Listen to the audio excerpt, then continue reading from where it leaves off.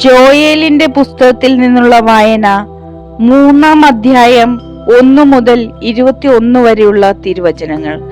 ജനതകളുടെ മേൽ വിധി. ആ നാളുകളിൽ ഞാൻ യൂദായുടെയും ജെറുസലേമിന്റെയും ഭാഗധേയം നിർണയിക്കുന്ന നാളുകളിൽ ഞാൻ എല്ലാ ജനതകളെയും ഒരുമിച്ച് കൂട്ടുകയും യഹോശാഫാത്തിന്റെ താഴ്വരയിലേക്ക് കൊണ്ടുവരികയും ചെയ്യും. എന്റെ ജനവും അവകാശവുമായ ഇസ്രായേലിനെതിരെ ഞാൻ അവരെ അവിടെ വെച്ച് വധിക്കും. എന്തെന്നാൽ അവർ എന്റെ ജനത്തെ ജനതകളുടെ ഇടയിൽ ചിതറിക്കുകയും എന്റെ ദേശം വിഭജിക്കെടുക്കുകയും ചെയ്യും. എന്റെ ജനത്തിനു വേണ്ടി അവർ നറുക്കിട്ടു. ഒരു വേശ്യയ്ക്ക് വേണ്ടി ഒരു ബാലനെയും കുടിക്കാൻ വീഞ്ഞിനു വേണ്ടി ബാലികയെയും അവർ വിറ്റു. ടൈർ, സീദോൻ, സകല ഫിലിസ്ത്യ പ്രദേശങ്ങളെ, നിങ്ങൾക്ക് എന്നോട് എന്ത് ചെയ്യാൻ കഴിയും? എന്നോട് പ്രതികാരം ചെയ്യാനാണോ നിങ്ങളുടെ ഭാവം? എങ്കിൽ നിങ്ങളുടെ പ്രതികാരം നിങ്ങളുടെ തന്നെ തലയിൽ വേഗം ഞൊടിയിടയിൽ ഞാൻ പതിപ്പിക്കും. എന്തെന്നാൽ നിങ്ങൾ എന്റെ വെള്ളിയും സ്വർണവും അനർഹനിധികളും നിങ്ങളുടെ ക്ഷേത്രങ്ങളിലേക്ക് കൊണ്ടുപോയി. നിങ്ങൾ യൂദായിലെയും ജെറുസലേമിലെയും ജനത്തെ അവരുടെ അതിർത്തികളിൽ നിന്ന് അകറ്റിയവർക്ക് വിറ്റു. നിങ്ങൾ അവരെ വിറ്റ സ്ഥലത്തു നിന്ന് തന്നെ അവർ അവരെ ഇളക്കി വിടുകയും നിങ്ങളുടെ പ്രവൃത്തികൾക്ക് നിങ്ങളുടെ തന്നെ തലയിൽ പകരം വീട്ടുകയും ചെയ്യും. ഞാൻ നിങ്ങളുടെ പുത്രന്മാരെയും പുത്രിമാരെയും യൂദായുടെ സന്തതികൾക്ക് വിൽക്കും.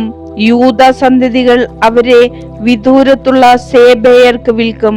കർത്താവ് അരുളി ചെയ്യുന്നു. ജനതകളുടെ ഇടയിൽ വിളംബരം ചെയ്യുവിൻ, യുദ്ധത്തിന് ഒരുങ്ങുവിൻ, ശക്തന്മാരെ ഉണർത്തുവിൻ. സകല യോദ്ധാക്കളും ഒരുമിച്ച് ചേർന്ന് മുന്നേറട്ടെ. നിങ്ങളുടെ കൊഴുവാളായും വാക്കത്തി കുന്തമായും രൂപാന്തരപ്പെടുത്തുവിൻ. ഞാൻ ഒരു യോദ്ധാവാണെന്ന് ദുർബലൻ പറയട്ടെ. ചുറ്റുമുള്ള സകല ജനതകളെ ഓടി വരുവിൻ, അവിടെ ഒരുമിച്ച് കൂടുവിൻ. കർത്താവേ, അങ്ങയുടെ സൈന്യത്തെ അയക്കണമേ. ജനതകൾ ഉണർന്ന് യഹോശാഫാത്തിന്റെ താഴ്വരയിലേക്ക് വരട്ടെ. അവിടെ ചുറ്റുമുള്ള സകല ജനതകളെയും വിധിക്കാൻ ഞാൻ ന്യായാസനത്തിൽ ഉപവിഷ്ടനാകും. അരിവാൾ എടുക്കുവിൻ, വിളക് പാകമായിരിക്കുന്നു, ഇറങ്ങി ചവിട്ടുവിൻ. മുന്തിരിച്ചക്ക് നിറഞ്ഞിരിക്കുന്നു, തൊട്ടികൾ നിറഞ്ഞൊഴുകുന്നു. അവരുടെ ദുഷ്ടത അത്രയ്ക്ക് വലുതാണ്. വിധിയുടെ താഴ്വരയിൽ അതാ ജനസഞ്ചയം. വിധിയുടെ താഴ്വരയിൽ കർത്താവിന്റെ ദിനം അടുത്തിരിക്കുന്നു. സൂര്യനും ചന്ദ്രനും ഇരുണ്ടുപോകുന്നു, നക്ഷത്രങ്ങൾ തങ്ങളുടെ പ്രകാശം മറച്ചു വെക്കുന്നു. ഇസ്രായേലിന് അനുഗ്രഹം. കർത്താവ് സിയോനിൽ നിന്ന് ഗർജിക്കുന്നു, ജെറുസലേമിൽ നിന്ന് അവിടുത്തെ ശബ്ദം മുഴങ്ങുന്നു. ആകാശവും ഭൂമിയും പ്രകമ്പനം കൊള്ളുന്നു.